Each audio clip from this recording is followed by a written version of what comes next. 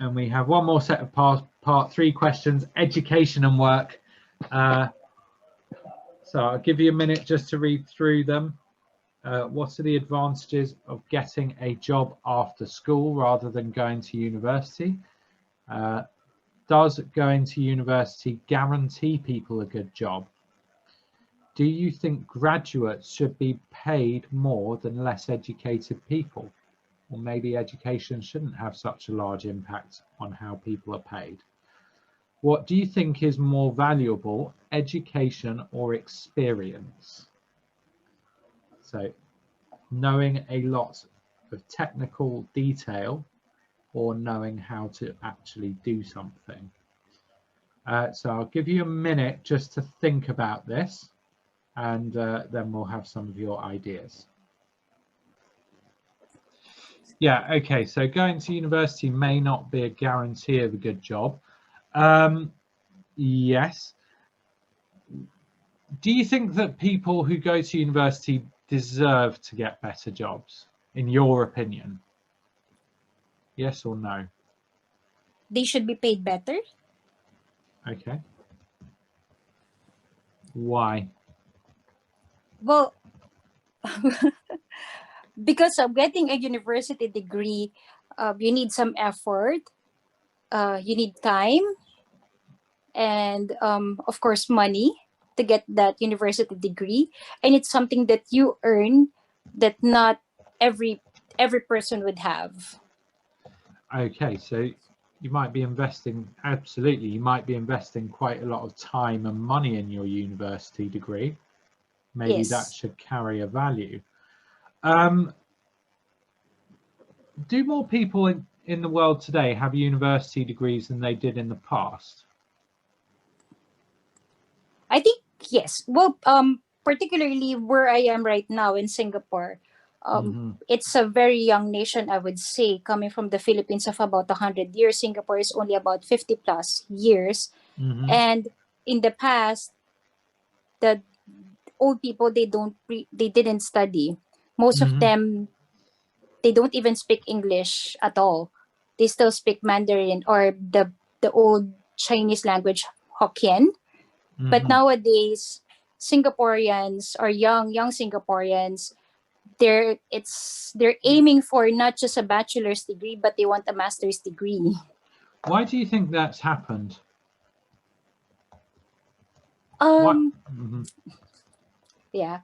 Well, because Singapore is a first world country, the developments, actually no, not developments at all, where they are right now, that's the way to go.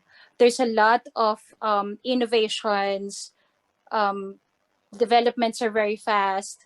Technology, it's the first country, or they develop their own technology. So for that to happen, people should be more knowledgeable. They should be trained, especially for science and all the developments that happening right now, all the technologies. You won't get that anywhere. You need, it's something that need to be studied. It needs to be taught. Research. Okay, yeah, lots of research, the knowledge economy and research. Yeah, so they have a large knowledge economy based on research. They have a large tech sector. All of those things require a very educated workforce. Yes. There's another, good. Can anybody think of another reason why so many people now have master's degrees or bachelor's degrees compared to the past? What is the logic of getting a degree? Competitions. Okay, tell me a bit more, Sanal. Okay, if I talk about India, then if jobs are 50, then you will have applications in hundreds. So if you are better educated, like if you have a higher degree, then chances are more you will get the job.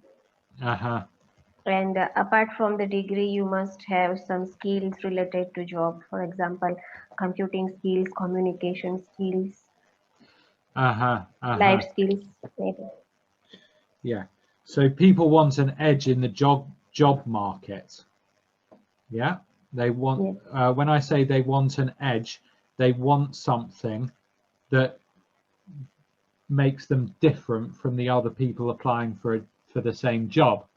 And one way that people try to get this edge is they do a degree. Brilliant.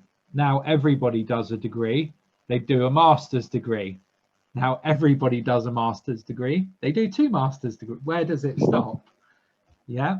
So competition in the job market, especially in the past, these professions and jobs that required a degree would have been, you know, a lot possibly higher paid than they are today, because there weren't many people going through higher education. Now everybody goes through higher education. The overall value of a degree may be pushed down, unless you are going to the very top universities in a country.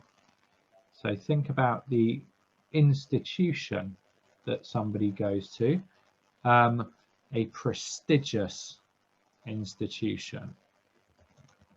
Prestigious. Can anybody help me out? What do I mean by a prestigious institution? What could this mean? It is well known for better educations, like it involves practical education, practical skills as well, like for a particular course. Students will also learn practical skills while studying there. You would hope so. So for higher standards, is that, can you say that? Okay. Higher standards and extremely competitive compared to others. Yeah. Can you name probably the 2 most prestigious universities in the UK? Harvard. Yeah. No. In the UK? Oxford and Cambridge. Okay, Cambridge, Oxford yeah. and Cambridge. Obviously, Harvard, MIT, Yale in America, they are all up there. Yeah, so these are 2 very well thought of, well-known universities.